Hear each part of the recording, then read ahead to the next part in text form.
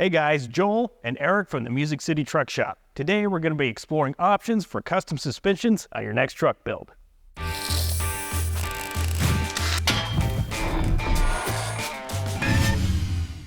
Now we've done a ton of different builds here, and each one has involved at least some kind of suspension modification, whether that's picking them up, slamming them down, or putting them sideways on a track. Whatever it is you're trying to learn about, we've got you covered. For sure, and for each one of those things, they present their own different set of obstacles, but don't worry, we're going to walk you through each and every step. But first, be sure to like, subscribe, and ring that bell so that you know when new PowerNation videos are out. Let's get started. One of the more cost-effective solutions to a lift kit would be a body lift. Now basically what that means is you have to raise the entire cab of the truck and then put in new bushings as well as longer bolts, and that'll raise the whole body itself, but we don't recommend that for multiple reasons. For one, the amount of time that you're going to put into something like that, well, you might as well go ahead and just go through the whole suspension and do it right. Number two, it kind of presents a little bit of a safety issue because it's going to give it a little bit more body roll, and that means that your cab mounts actually might break. And finally, at the end of the day, you want your truck to look nice, and cab mounts can sometimes mess with the body lines and the gaps on the panels, so for the most part, we just don't recommend it. Now, another cost-effective way to lift your truck that we don't really use around here is a block lift, which essentially is just a metal block that sandwiches between your leaf springs and your axles. Now, it's not really the safest option because it adds height and raises your center of gravity, but with zero supporting components like a full lift kit would give you. Now, with that out of the way, let's move on to some better options. By far, one of the more popular and most common lift kit upgrades would be swapping out your leaf springs. The stock one right here is from a Ford F100, and this other one is from a soon-to-be modified Dodge W350. Notice this one has much more curvature to it because this is going to be ready up for a 6-inch lift. What happens is that little bit of a curve takes the axle and drops it down, and then it shifts the body up, and that gives you your more clearance.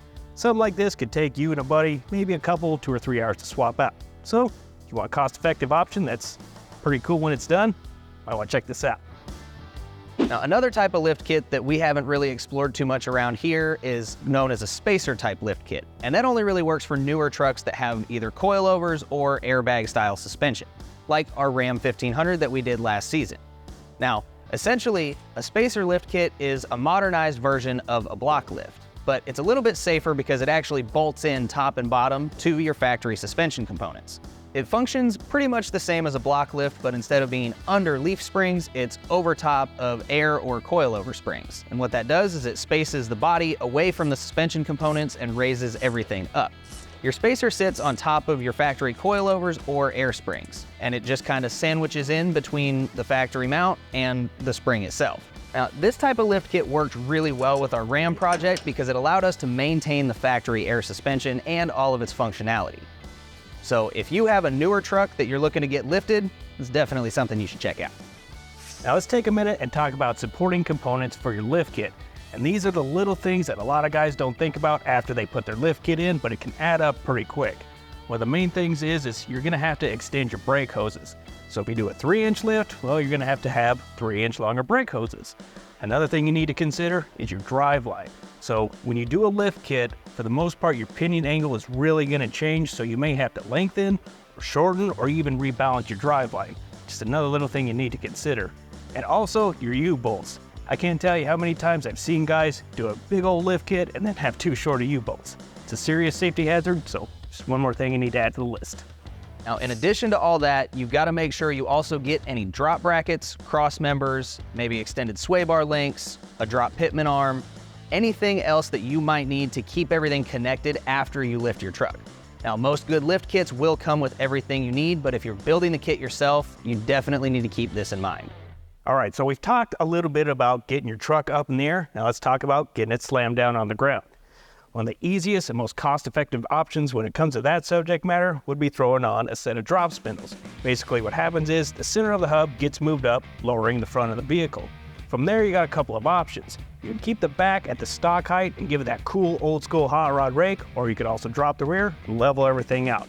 But what you want to do with your attitude adjustment on your truck, it's gonna be up to you. Now, speaking of quick, easy ways to lower your truck, Joel's got you guys covered with the drop spindles up front, but what about the back?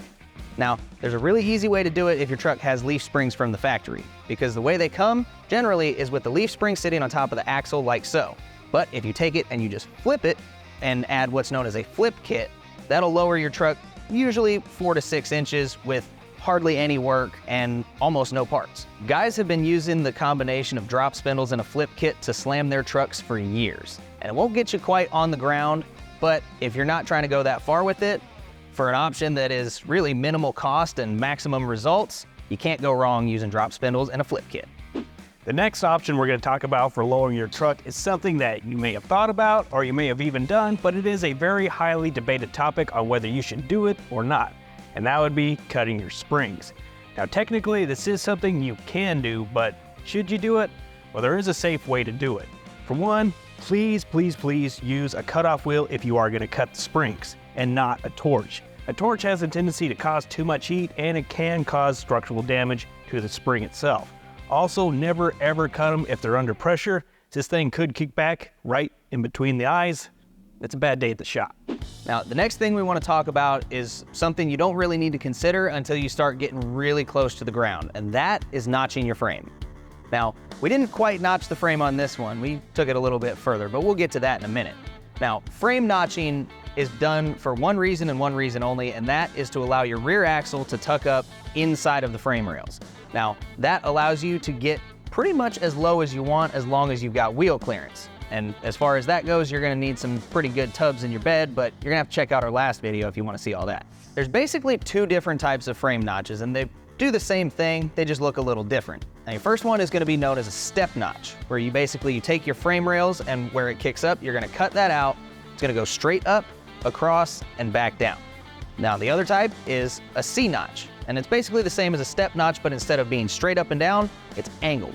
Now, doesn't really matter which one you use, as long as you're gonna have the clearance you need for whatever it is you're doing. And then finally, there's airbags, which when it comes to that subject matter, there's a couple options you can go with. You could take your stock shocks and struts and swap them out for airbags, or you can do a full custom setup like this S10 has here. But there's a few things you're gonna run into with that. For one, you need to make sure you know where you wanna mount your compressor. And that's kind of a big deal because it needs to be away from any kind of heat and elements so that it doesn't cause any damage.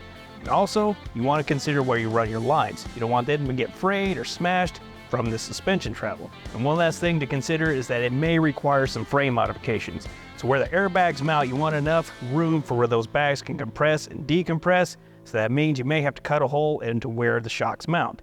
And so if you do that, make sure you restructure the whole inside by welding in a steel plate, just so you don't cause any more damage down the road. Now, we made sure to save the best for last. Now it's time to talk about performance suspension modifications. And the first thing we're going to talk about is back half kits, kind of like the one we have under the bed of this little S10 right here. Now, there's several different types of back half kits that you can get your hands on depending on what you're trying to do. Whether you're building a race car, slamming a truck like we did, or whatever other reason you might have to want stronger rails in the back or make some modifications. Because in essence, a back half kit basically just allows you to replace your rear frame rails with some pre-modified members that allow you to add things like 4-link, airbags, relocate your shocks, or just change the geometry of your suspension altogether. As far as the kit that we used on our S10 here, it is a full back half kit with a notch and a 5-link suspension setup. Now, it strengthened the frame way more than it ever could have been from the factory and gave us plenty of room to slam this thing to the ground. Another great performance option for your truck is a rear 4-link setup. Now basically what that is it improves the structural stability of the rear part of the truck. So when you mash on the accelerator, all that energy transfers to the back and gives you better traction. So it keeps the back of the truck from spinning out on you and improves your lap time a little bit. Now, one of the more popular performance modifications to a suspension system is coilovers. Now, as technology has improved, they've become a lot more widely available and a lot more functional, but they still carry a fairly hefty price tag if you want a good set. Now, they also offer some really distinct advantages, like adjustable ride height, interchangeable springs so that you can adjust your spring rate to your driving style, and greatly improved handling overall. Now, I know coilovers sound pretty great, and they are for the most part, but they're not without their drawbacks. Now, I already mentioned the increased cost of putting them in, but they also require a lot more maintenance than standard suspension components, and they're not really intended for daily driving. But if you've got something that hits the track every now and then or doesn't see the blacktop every day, it's definitely something to look into. And then finally, there's the option to swap out your entire suspension system for upper and lower tubular control arms. And these things are light, independent, very serviceable, and man, they work awesome. But for the most part, you're also going to want to swap out your front and rear sway bars for that little bit of extra stability.